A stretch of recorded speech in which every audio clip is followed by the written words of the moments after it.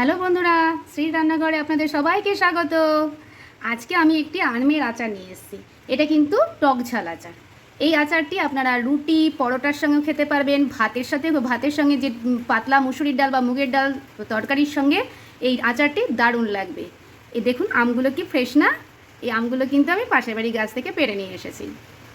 আচ্ছা, আমটাকে আমি ভালো করে ধুয়েছি, খুব ভালো করে ধুয়ে নিয়েছি।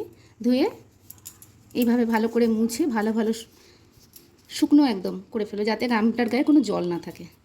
তারপরে আমটাকে আমি কাটবো।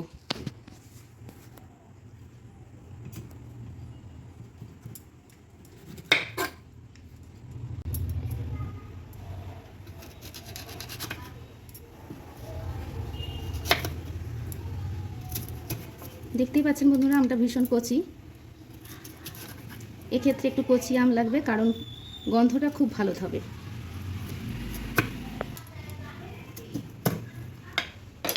এগুলো আমি ফেলে দেবো।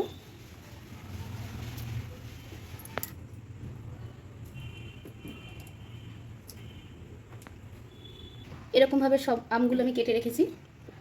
আর আমার আচারটি করতে লাগছে গোটা জিরে, গোটা মৌরি,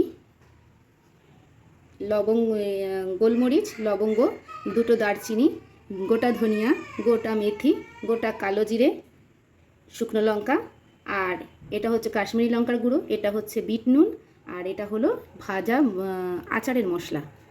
আর এইখানে যা স্বাভাবিক মশলা লাগে, শুকনো লঙ্কার গুঁড়ো, গোটা জিরে, সর্ষে, মৌরি, হলুদ আর কালো জিরে। রান্নাটা তাহলে শুরু করে দিই। প্রথমে গ্যাসটা ধরিয়ে নিলাম। এবার আমি সব মশলাগুলোকে একটু হালকা ফ্রাই করে নেব।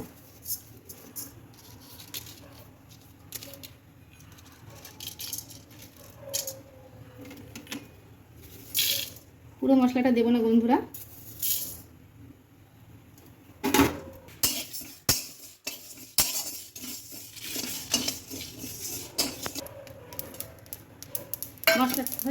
মশলাটা আমার হয়ে গেছে। নামিয়ে ফেলি।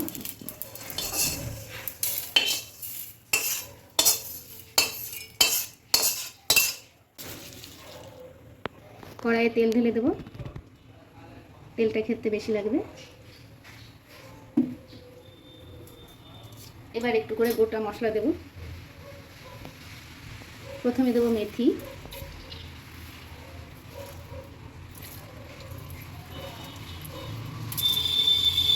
তারপরে শুকনো লঙ্কা, তারপরে একটুখানি কালো জিরে, তারপরে ধনিয়া, তারপরে সাদা জিরে, তারপরে মৌরি,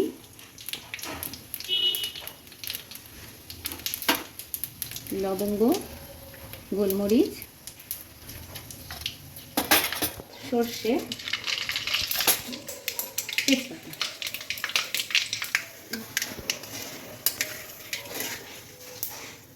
মশলাগুলো সব দেওয়া হয়ে গেছে। গ্যাসটার ফ্লেমটা বাড়িয়ে দেবো,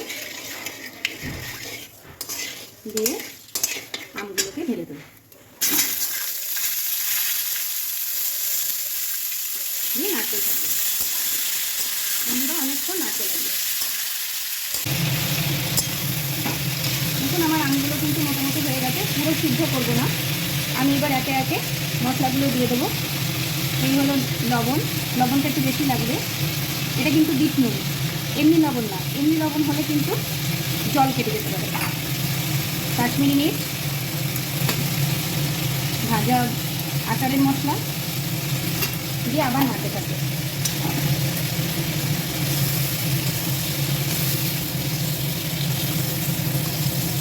যে মশলাটা আমি করে রেখেছিলাম তাই সেই মশলাটা গুঁড়ো করে নিয়েছি। এবার একটু ছড়িয়ে দেবো।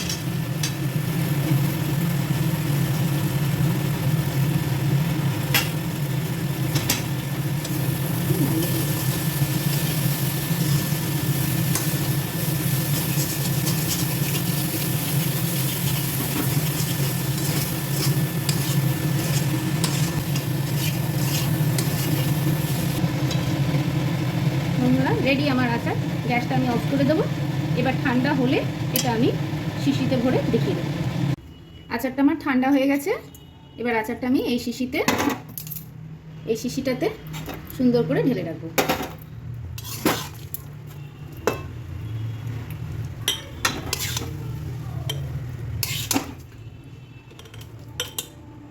আচারটা আপনি 1 বছরও রেখে দিতে পারেন, এর মধ্যে ভিনিগার দিতে হবে না। যদি 1 বছর ধরে খান তাহলে একটুখানি মাঝে মাঝে 2-3 মাস অন্তর একটু গরম করে সর্ষের তেল গরম করে সেটাকে ঠান্ডা করে তবে এই আচারটার শিশির মধ্যে একটু ঢেলে দেবেন আর রোদে দেবেন, মাঝে মধ্যে রোদে দেবেন, তাহলে আপনি এই আচারটা 1 বছর পর্যন্ত খেতে পারবেন। বন্ধুরা, আচার আমার রেডি।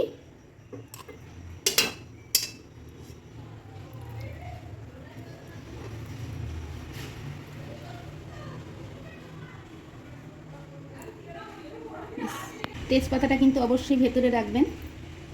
এবার ঢাকনাটা আমি দিয়ে দিলাম। হলো আচার, টক ঝাল আচার।